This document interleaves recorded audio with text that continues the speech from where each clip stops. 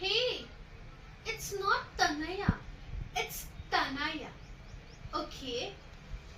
आता तू मला शिकवणार आहेस माझ्या नावाचं correct pronunciation. Hey listen, don't try to teach me anything. Okay, it's my life and my rules. आणि हो, तुम्ही मला ते कल्चर वगैरे शिकू नका.